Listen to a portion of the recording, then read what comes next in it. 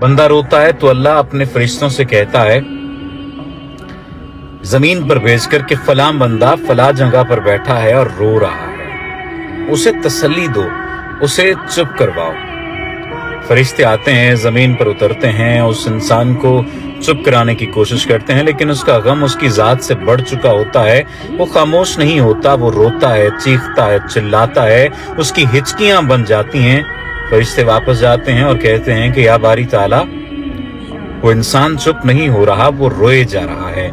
जाने उसे ऐसा क्या दुख है, ऐसा क्या गम है जो उसकी जात के अंदर मौजूद है कि वो चुप नहीं हो रहा। हमने बहुत ज्यादा उसे चुप करवाने की कोशिश की, बड़ी कोशिश लगा ली, लेकिन वो खामोश नहीं हुआ, लेकिन वो चुप नहीं हुआ, वो मुसलसल रो रहा है।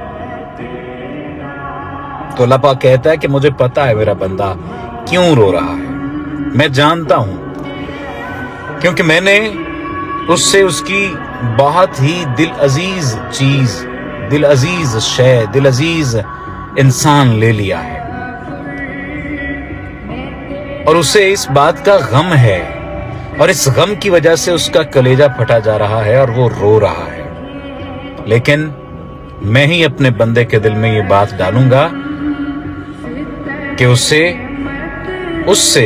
बेहतर अता करूंगा जो उससे छिन गया है।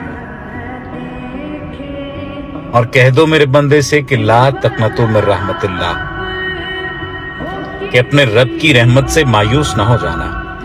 अब जब मैंने ये तहरीर पढ़ी तो मैंने पहले इसे अक्ल के पैमानों पर देखा कि ऐसी बात भला खुदा बारी ताला कहां और कौन सी रिवायत में मौजूद है।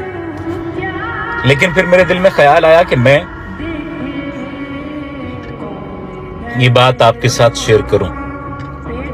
अगर आप भी रो रहे हैं किसी इंसान के चले जाने पे, किसी शय के छिन जाने पे, किसी माली जरिए के चले जाने पर, किसी माली सबब के छिन जाने पर, किसी भी चीज के दूर हो जाने से अगर आप परेशान हैं, गमगीन हैं, अफसरदा हैं, तो परेशान ना हो, क्योंकि अल्लाह ने ये खुद कह दिया है कि अपने रब की रहमत से मायूस ना होना।